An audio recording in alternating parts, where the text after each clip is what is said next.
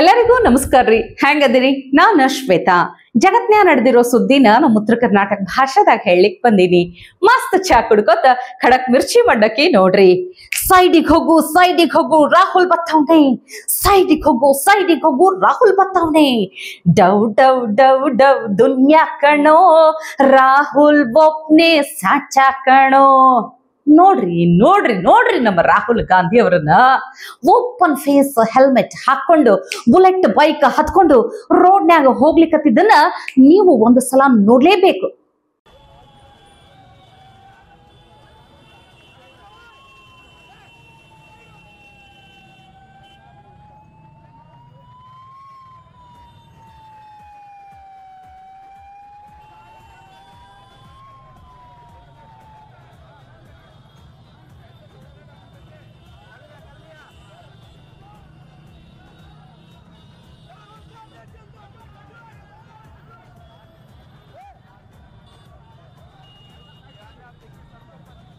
ಆದ್ರೂ ರಾಹುಲ್ ಗಾಂಧಿ ಅವರಿಗೆ ಇದಕ್ಕಿಂತ ಈ ಉಳಿದವರು ಕಂಡಂತೆ ಸಿನಿಮಾದ ಹಾಡೈತ್ ನೋಡ್ರಿ.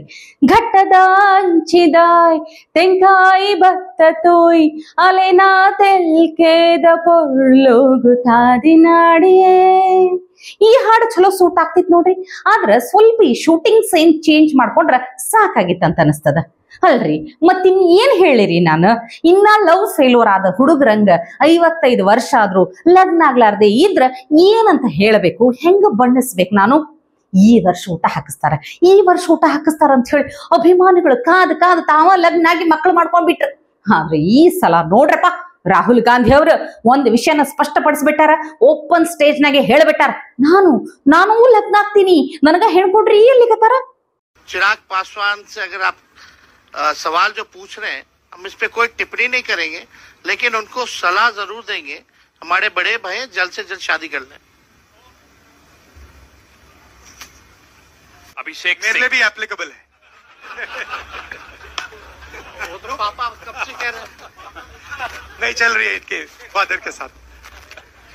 ತೇಜಸ್ವಿ ಯಾದವ್ ಅವ್ರು ಹೇಳ್ತಾರ, ಚಿರಾಗ್ ಪಾಸ್ವಾನ್ ಅವ್ರನ್ನ ಜಲ್ದಿ ಲಗ್ನ ಆಗು ಅಂತ ಕೇಳ್ಕೊಳ್ಲಿಕತ್ತೀನಿ ಅಂತಾರ. ಅವಾಗ ಪಟ್ಟಂತ ರಾಹುಲ್ ಗಾಂಧಿ ಮೈಕೆ ತಗೋತಾರ, ನನಗೂ ಇದು ಅನ್ವಯಿಸ್ತದ, ನಾನು ಮದ್ವಿ ಮಾಡ್ಕೊಳ್ಲಿಕ್ಕೆ ರೆಡಿ ಆಗೀನಿ, ಲಾಲೂಜಿ ಅವರಿಗೆ ಹೇಳಿನಿ ಅಂತ ಹೇಳ್ಕೊಂತ ಫುಲ್ ಬ್ಲಶ್ ನಾಚಿಕೆ. ನೋಡ್ರಿ ರಾಹುಲ್ ಗಾಂಧಿ ಅವ್ರ ಮುಖ ಹೆಂಗ ಕಮಲ ಅರಳದಂಗ ಅರಳಿತ್ತು ಅಂತ. ಛೆ ನಾನು ಹೋಗಿ ರಾಹುಲ್ ಗಾಂಧಿ ಅವರ ಮಾರಿಗೂ ಕಮಲಕ್ಕೂ ಹೋಲಿಕೆ ಮಾಡ್ಲಿಕ್ಕತ್ತೀನಿ. ಅವರಿಗೂ ಕಮಲಕ್ಕೂ ಆಗ್ ಬರುದಿಲ್ಲಲ್ಲೇನ್ರಿ? ಸಾರಿ ಬೇಡ ಬಿಡ್ರಿ, ಸ್ವಲ್ಪ ಚೇಂಜ್ ಮಾಡೋಣ. ರಾಹುಲ್ ಗಾಂಧಿ ಅವರ ಮುಖ ಹೆಂಗ ದಾಸವಾಳದ ಹೂವು ಅರಳದಂಗ ಅರಳಿಕತ್ತ ನೋಡಿದ್ರಿಲ್ಲ? ಇದು ಓಕೆ ಅಲ್ಲ? ಓಕೆ ಬಿಡ್ರಿ. ಆದ್ರೂ 55 ವರ್ಷ ಆದ್ರೂ ರಾಹುಲ್ ಗಾಂಧಿ ಅವರಿಗೆ ಲಗ್ನ ಅಂದ್ರ ಸಾಕು ಮುಖದಾಗ ಹೆಂಗ ನಾಚಿಕೆ ಕುಣಿಲಿಕತ್ತದ ಅಂತ ಹೇಳಿ. ಈ ಸಲ ಏನಾರೇ ಆಗ್ಲಿ ಬಿಡ್ರಿ, ಪ್ರಧಾನಿ ಆಗುದಂತೂ ಬಹಳ ಹೈರಾಣದ ಮಾತದ. ಅಟ್ ಲೀಸ್ಟ್ ಲಾಲೂಜಿ ಒಂದು ಚಲೋ ಹುಡುಗಿ ನೋಡಿ ಲಗ್ನ ಮಾಡಿಬಿಟ್ರಲ್ಲ ಅವರಿಗೆ. ರಾಹುಲ್ ಗಾಂಧಿ ಅವ್ರದ್ದು ಒಂದು ಸ್ವಯಂವರ ನಡೆದೇ ಬಿಡ್ಲಿ ಅಂತೀನಿ ನಾನು. ಆದ್ರೂ ರಾಹುಲ್ ಗಾಂಧಿ ಅವರೇ, ನೀವು ಮಾಡ್ಲಿಕ್ಕತ್ತಿರೋದು ತಪ್ಪು ನೋಡ್ರಿ. ಲಾಲೂಜಿ ನಿಮಗ್ ಹುಡುಗಿ ನೋಡ್ಲಿಕ್ಕ ಮಾಮಾ ತರ ಕೆಲಸ ಮಾಡ್ಬೇಕಾ? ಈ ಮೀನ್ ಮದುವೆಗೆ ಹುಡುಗಿ ನೋಡ್ಲಿಕ್ಕ? ಈ ಕಡೆ ತೇಜಸ್ವಿ ಯಾದವ್ ನೋಡಿದ್ರ ನಮ್ಮ ಇಂಡಿ ಮೈತ್ರಿಕೂಟದ ಪ್ರಧಾನಿ ಅಭ್ಯರ್ಥಿ ರಾಹುಲ್ ಗಾಂಧಿ ಅವರೇ ಅಂತ ಹೇಳಿ ಓಪನ್ ಆಗಿ ಬೇರೆ ಹೇಳ್ಕೊಳಿಕತ್ತಾರ. ಆದ್ರ ನೀವ್ ನೋಡಿದ್ರ ಬಿಹಾರದಾಗ ಗೆದ್ರ ತೇಜಸ್ವಿ ಯಾದವ್ ಅವರೇ ಸಿಎಂ ಅಂತ ಹೇಳೋದಿಲ್ಲ. ಯಾಕ? ಇದು ನ್ಯಾಯನ, ಇದು ನೀತಿನ? ಹೇಳ್ರಿ ರಾಹುಲ್ ಅವರೇ. और तेजस्वी यादव ये कह चुके हैं कि अगर अगली सरकार बनेगी देश में तो राहुल गांधी पीएम बनेंगे. संविधान बचाने के लिए, लोकतंत्र बचाने के लिए इन सबों को भरोसा है कि आप उस पर काम करेंगे. तो बिहार को लेकर अभी तक आपकी पार्टी से साफ क्यों नहीं किया जा रहा कि तेजस्वी यादव सीएम बनेंगे बिहार में? बहुत अच्छे तरीके से एक पार्टनरशिप बनी है. हम मतलब सारी की सारी पार्टियां एक साथ जुड़कर काम कर रही हैं. कोई टेंशन नहीं है और म्यूचुअल रिस्पेक्ट है, एक दूसरे की मदद हो रही है, तो मज़ा भी आ रहा है. आइडियोलॉजिकली हम अलाइंड हैं, पॉलिटिकली अलाइंड हैं, तो बहुत अच्छा रिजल्ट आएगा. मगर वोट चोरी को रुकना है. Thank you. ನೀವ್ ಏನಾರೇ ಹೇಳ್ರಿ, ರಾಹುಲ್ ಗಾಂಧಿ ಅವರು ಇದ್ದಲ್ಲಿ ಈ ಎಂಟರ್ಟೈನ್ಮೆಂಟ್ಗೆ ಬರನೇ ಇಲ್ಲ, ಕೊರತೆನೇ ಇಲ್ಲ. ರಾಹುಲ್ ಗಾಂಧಿ ಅವರು ಒಂದು ಸಮಾವೇಶ ಅಥವಾ ಯಾತ್ರೆ ಮಾಡಿದ್ರು ಅಂತ ತಿಳ್ಕೊರ್ ನೀವ, ಟ್ರೋಲ್ ಪೇಜ್ಗಳಿಗೆ ಹಬ್ಬನೋ ಹಬ್ಬ, ಅಷ್ಟು ಕಂಟೆಂಟ್ ಕೊಟ್ಟು ಬಿಡ್ತಾರ. ಇನ್ನೊಂದು ಮಜಾ ಏನ್ ಗೊತ್ತಾ, ಬಿಹಾರದ ಚುನಾವಣಾ ಪ್ರಚಾರಕ್ಕೆ ನಮ್ಮ ರಾಜ್ಯದಿಂದ DCM DK ಶಿವಕುಮಾರ್ ಅವರ ಎಂಟ್ರಿ ಕೊಟ್ಬಿಟ್ಟಾರ. ಈಗ ನನಗೊಂದು ಡೌಟ್ ನೋಡ್ರಿ, DK ಸಾಹೇಬ್ರಿಗೆ ನೋಡಿದ್ರೆ ಹಿಂದಿ ಬರುವುದಿಲ್ಲ, ಅರ್ಥನೂ ಆಗುದಿಲ್ಲ, ಬಿಹಾರದ ಸ್ಥಳೀಯ ಭಾಷೆಗಳೂ ಬರುವುದಿಲ್ಲ. ಹಂಗಿದ ಮೇಲೆ ಇವ್ರ ಕ್ಯಾಂಪೇನ್ ಹೆಂಗ್ ಮಾಡ್ತಾರ, ಅಲ್ಲಿ ಮಾತು ಹೆಂಗ್ ಆಡ್ತಾರಂತ ನಾ ತಲೆ ಕೆಡ್ಸ್ಕೊಂಡ್ ಕುಂತೀನಿ. ನೋಡ್ರಪ್ಪ ನೋಡ್ರಿ, ಸ್ಟೇಜ್ ಮೇಲೆ ಎಲ್ಲರೂ ಕುಂತ ಭಾಷಣ ಕೇಳಲಿಕತ್ತಾರ. ರಾಹುಲ್ ಗಾಂಧಿ ಅವ್ರ ಅದೇನೋ ಸೀರಿಯಸ್ ಆಗಿ ಮಾತಾಡ್ಲಿಕತ್ತಿದ್ರ, ಈ ಕಡೆ DK ಸಾಹೇಬ್ರಿಗೆ ಏನಂದ್ರೆ ಏನೋ ಅರ್ಥ ಆಗವಲ್ದು. ಬಿಡ್ರಿ, ಹಿಂದಿ ಚಲೋ ಬರೋರಿಗೆ ರಾಹುಲ್ ಗಾಂಧಿ ಅವ್ರ ಮಾತು ಅರ್ಥ ಆಗೋದಿಲ್ಲ, ಪಾಪ DK ಸಾಹೇಬ್ರಿಗೆ ಹೆಂಗ ಅರ್ಥ ಆಗ್ಬೇಕು. ಆಮೇಲೆ ನೋಡಿದ್ರ DK ಶಿವಕುಮಾರ್ ಅವ್ರಿಗೆ ಎಂಥ ಮರ್ಯಾದೆ ಕೊಟ್ರ ಅಂದ್ರ ಛೇ ಛೇ ಛೇ, ಜೀಪಿನಿಂದಲೇ ಎತ್ತಿ ಹೊರಗೆ ಹಾಕಿದ್ರು. नाक में दम किए हुए राहुल गांधी जी का साथ ही साथ दीपांकर भट्टाचार्य जी का, मुकेश साहनी जी.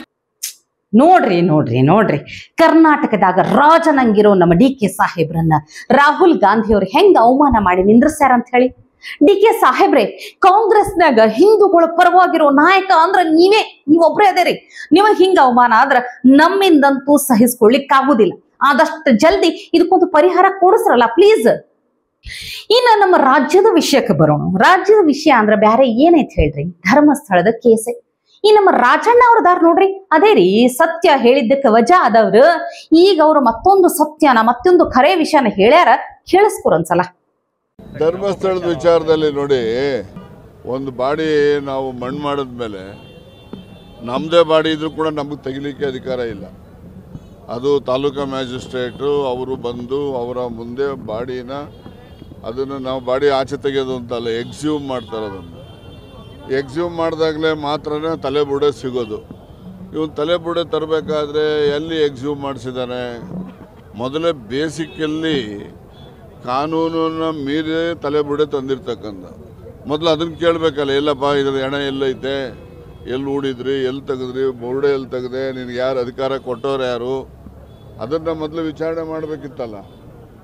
ಅದನ್ನೇ ವಿಚಾರಣೆ ಮಾಡದೆ ತಲೆಬುಡೆ ಇಕ್ಕೊಂಡು ದೇಶದಲ್ಲೆಲ್ಲ ಧರ್ಮಸ್ಥಳಕ್ಕೆ ಅಪಕೀರ್ತಿ ತರುವಂಥ ಪ್ರಯತ್ನ, ಮತ್ತು ಇತರ ಏಜೆನ್ಸಿಗಳು ವಿನಾಕಾರಣ ಅದನ್ನು ದೊಡ್ಡ ಮಟ್ಟಕ್ಕೆ ತೆಗೆದುಕೊಂಡು ಹೋಗಿ ಎಲ್ಲ ಗುಂಡಿಗಳು ತೆಗೆಯೋದು, ಎಲ್ಲ ಮನೆ ಮುಂದೆನೇ ಗುಂಡಿಗಳು ತೆಗೆದು ಪಾಪ ಮನೆಗಳಿಗೆಲ್ಲ ತೊಂದರೆಗಳು ಕೊಟ್ಟವ್ರಿಗೆ ಅಲ್ಲಿ. ಸೊ ಈ ಥರ ಎಲ್ಲ ಆಗಿದೆ. ಇದೆಲ್ಲ ಆಗ್ತಾ ಇರಲಿಲ್ಲ. ಪ್ರಾರಂಭಿಕ ಹಂತದಲ್ಲೇ ಸಾಮಾನ್ಯ ಜ್ಞಾನ ಬಳಸಿ ವಿಚಾರಣೆ ಪ್ರಾರಂಭ ಮಾಡಿದರೆ ಇದು ಇಷ್ಟೆಲ್ಲ ಅನಾಹುತಗಳು ಆಗ್ತಾ ಇದೆ. ಇದು ಹಿಂದೆ ಸೌಜನ್ಯ ಪ್ರಕರಣದಿಂದ ಪ್ರಾರಂಭ ಆದಂಥದ್ದು. ಅಲ್ಲಿ ಸೌಜನ್ಯನಿಗೆ ನ್ಯಾಯ ದೊರಕಿಸ್ಕೊಡ್ಬೇಕು ಅಂತ ಹೋರಾಟ ಮಾಡ್ತಕ್ಕಂಥ ಒಂದು ಗುಂಪು ಇತ್ತು. ಮತ್ತು ಅದು ಸೌಜನ್ಯ ಪ್ರಕರಣ CBIವರೆಗೂ ಹೋಗಿ CBIನಲ್ಲಿ ಅಲ್ಲಿ ಅತ್ಯಾಚಾರನೇ ಆಗಿಲ್ಲ ಅಂತಕ್ಕಂಥ ವರದಿನ ಅವರು ಹೇಳಿದ್ದಾರೆ. ಹಾಗಾಗಿ ಅದು ಅಲ್ಲಿನ ಅಸಮಾಧಾನ ಸೌಜನ್ಯ ಪ್ರಕರಣದಿಂದ ಪ್ರಾರಂಭ ಆಗಿದೆ. ಅದಕ್ಕೆ ಯಾರು ಬೆಂಬಲ ಕೊಡ್ತಾರೆ, ಯಾರು ಬೆಂಬಲ ಕೊಡೋದಿಲ್ಲ ಅಂತಕ್ಕಂಥದ್ದನ್ನು ನಾವು ಇಲ್ಲಿಂದ ಹೇಳಲಿಕ್ಕೆ ಆಗೋದಿಲ್ಲ.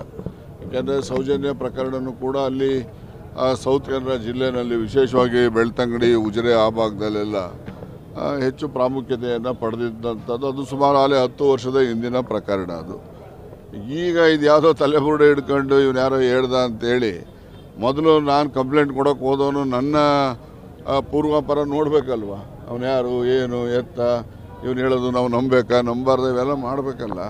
ಅದನ್ನೆಲ್ಲ ಪೂರ್ವಾಪರ ಅವೆಲ್ಲ ನೋಡ್ದೇ ಅವನ ಹತ್ರ 164 ಸ್ಟೇಟ್ಮೆಂಟ್ ಮಾಡಿಸಿ SIT ಮಾಡ್ಕೊಂಡು ಇಲ್ಲಿನ ತನಕ ಮಾಡಿರ್ತಕ್ಕಂಥದ್ದು.